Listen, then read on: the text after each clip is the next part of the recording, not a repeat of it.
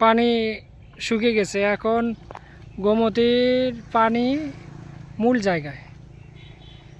জায়গায় এগুলোতে পানি নাই, শুকিয়ে গেছে। এই যে দিছে এখানে,